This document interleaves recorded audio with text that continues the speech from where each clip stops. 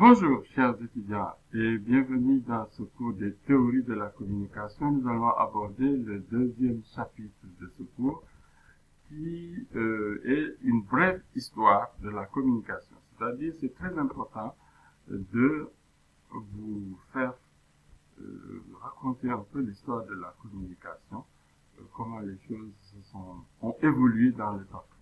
Alors, l'histoire de la communication est aussi ancienne, je vous le disais dans le premier chapitre, et aussi ancienne que l'histoire de l'humanité. Depuis les origines, l'homme a eu besoin toujours de communiquer. Tout d'abord, durant la préhistoire, vous avez vu que les hommes utilisaient des sons et des gestes pour pouvoir transmettre une information à leur destinataire.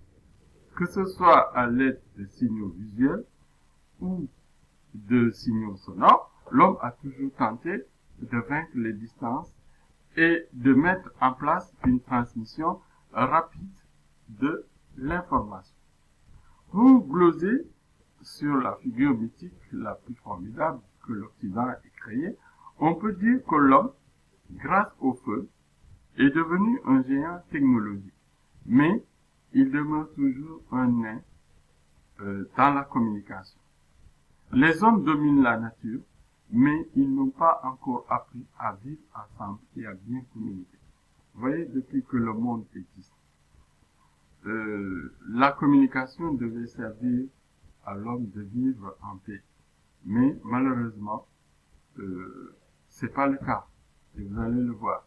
Tout se passe donc comme si, après Prométhée, qui nous a offert le feu, nous étions encore en attente de ce Dieu qui symbolise l'échange, le commerce et la communication. Les Grecs l'appelaient Hermès, les Romains Mercure. En termes plus savants, on peut dire, avec Habermas, que l'humanité moderne a développé une rationalité stratégique dans son rapport à la nature au détriment d'une rationalité communicationnelle qui concerne les rapports des hommes entre eux. On mesure ainsi l'importance considérable du rôle des sciences, de la communication et de l'information, et du rôle que ces sciences ont joué à l'oreille du XXIe siècle. On va d'abord aborder le premier aspect qui concerne la communication. Tout au début, on a connu d'abord l'ère de la parole accessible à tous, et qui reste difficilement secrète. Cette parole, qui est une forme de communication abstraite et non durable. Comme le disaient les latins, verba volant, scripta manet. Les paroles s'envolent et les écrits restent. La parole est adaptée au petit réseau, à la famille, au village, et elle favorise ici les échanges équilibrés. Alors, vous voyez, dans l'Antiquité, il y a eu des soldats qui devaient parcourir de très grandes distances pour informer la ville dont ils venaient de ce qui se passait lors de la bataille. Il y a aussi ce soldat messager du nom de Philippides, lors de la bataille de Marathon, qui a parcouru 42 km pour annoncer la victoire des Grecs sur les Perses. C'est d'ailleurs pour cela on parle beaucoup de Marathon à cause de cela.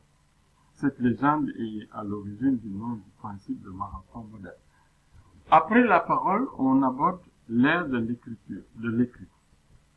Le terme, vous le savez, dans la préhistoire, où est-ce qu'on a découvert que l'homme écrivait? C'est sur dans les grottes, sur des supports rocheux, et l'homme inscrivait des sortes d'images, une manifestation culturelle qui est perdurée pendant plus de 3000 ans sans interruption.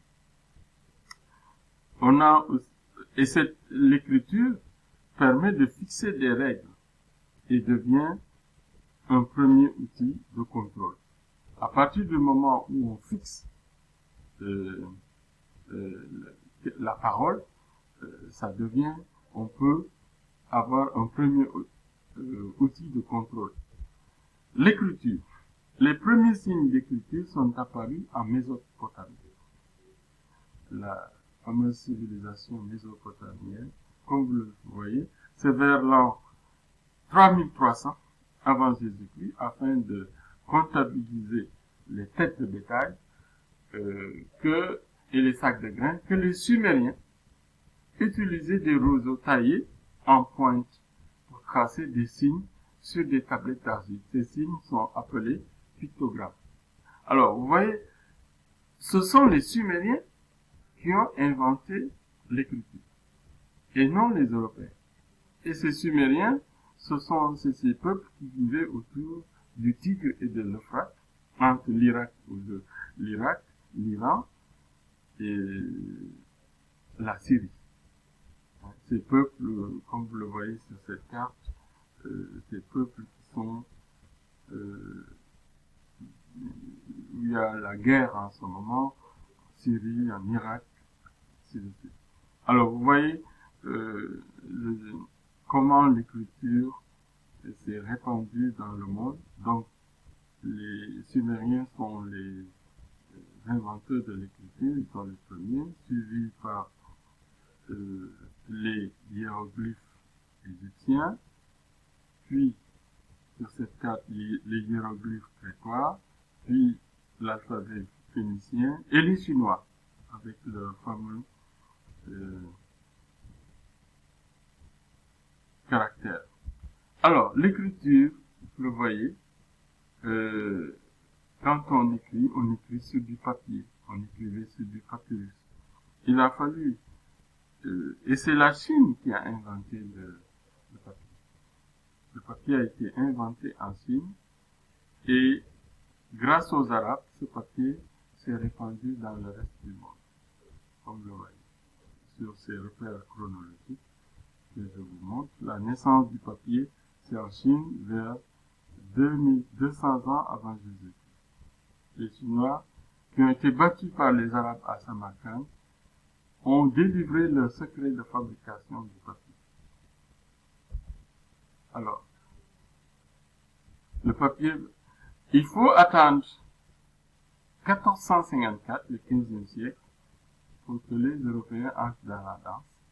Et c'est par l'Allemand Johannes Gutenberg qui a inventé ce qu'on appelle la machine à imprimer. Alors, cette machine à imprimer qu'on appelle presse, que vous voyez ici, a permis de révolutionner beaucoup de choses. Les conséquences de l'imprimerie sont immenses. Les imprimeurs aèrent les textes et en recourant à la séparation des mots, il y a aussi le fait d'avoir inventé la presse va permettre de développer les livres, de développer l'éducation, de développer aussi une grande industrie dans le domaine. Mais cette presse ne va pas être utilisée dès le début pour faire des journaux. Cette presse va être utilisée dès le début pour fabriquer des livres, et surtout des livres à caractère religieux. Il faut attendre 2 siècles plus tard pour que la presse, c'est-à-dire les journaux, commencent à être diffusés dans le monde. Après, donc, ce premier média qui a été créé, ce sont les journaux. Après la presse, il y a le cinéma. Le cinéma qui a été créé, inventé par les frères Lumière. Le cinéma est né le 28 décembre 1895 dans le sous-sol du Grand Café à Paris. Vous avez aussi vous voyez ici leur appareil appelé cinématographe, qui était un appareil qui a servi à, disons, diffuser la première séance payante et publique du cinématographe. Après le cinéma, qui a été donc inventé par les Français, nous allons aborder la radio. Il faut savoir que à chaque fois, avant l'invention d'un média, il y a toujours une invention qui l'a précédé. Tout comme les journaux, il a fallu l'invention de la presse de Gutenberg. Pour la radio, il a fallu l'invention du téléphone par Graham Bell, que vous voyez ici, qui est un ingénieur et un professeur dans une école de souvenirs, et qui a inventé le téléphone et qui a déposé un brevet dans ce sens. La radio a été inventée par un Italien qu'on appelle Guglielmo Marconi, qui a déposé le brevet d'invention du télégraphe sans fil le 2 juin 1896 en Grande-Bretagne. Mais la radio s'est développée beaucoup plus en 1920. L'essor de la radio, l'apogée de la radio, c'est 1900. Il a fallu attendre après la Première Guerre mondiale pour qu'il y ait un boom au niveau de la radio. Deuxième média qui a été créé. Après, le troisième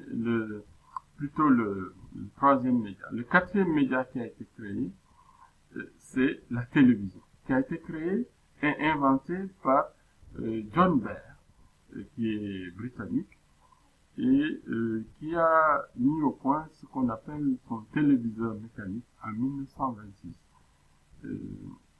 Et à qui aussi on doit aussi l'invention de la télévision en couleur. Parce qu'il en fit une démonstration le 17 février 1938. Dernier né des inventions des médias, c'est l'Internet. Alors, Internet a été créé par l'Agence pour les projets de recherche avancés de la NASA aux États-Unis. Donc, c'est l'armée américaine qui a inventé Internet. En 1969, la FARC confie la réalisation d'un réseau expérimental à 4 universités. ARPANET, qui est cette agence, est ainsi mis en œuvre à l'université de Los Angeles avant que des nœuds supplémentaires y soient ajoutés. Alors, avant l'invention de l'Internet, il faut dire qu'il a fallu inventer aussi l'ordinateur. Sans ordinateur, on ne peut pas aller sur le net, comme c'est le cas actuellement. Alors, vous voyez ici dans ce graphique comment la communication a évolué dans le temps. C'est important de savoir se situer et savoir comment les choses ont évolué. C'est pas l'histoire des médias seulement, c'est l'histoire surtout de la communication. Avant l'arrivée des médias, il y a eu d'abord la parole, l'écriture, le papier, ainsi de suite. Alors, c'est très important. La révolution industrielle, le développement des télécommunications et des moyens de transport, le développement de l'éducation, l'avènement de la démocratie ont permis aux médias de se développer. Dans le même temps, il est important de savoir que les médias ont contribué aussi au développement de l'économie, de l'éducation, de la démocratie. Oui. Grâce à tous ces moyens de communication, la Terre est actuellement un village planétaire. Il est possible de connaître ce qui se passe à l'autre bout du monde. La transmission de l'information est de plus en plus rapide. Malgré le fait que nous disposons de toutes ces techniques, ces moyens de communication, la communication n'est pas toujours efficace. Il ne faut pas confondre rapidité technique et avec rapidité de la communication. Alors, voilà pour camper un peu, vous faire un peu ce rapide survol de l'histoire de la communication et surtout des médias. Alors, je vais vous donner un exercice à faire. Il s'agit d'un TD. Quelle est l'importance de la radio dans une démocratie comme le Sénégal? Il va falloir y réfléchir comme dans le premier chapitre et je vous donne une semaine pour pouvoir écrire tout cela et le déposer dans la plateforme.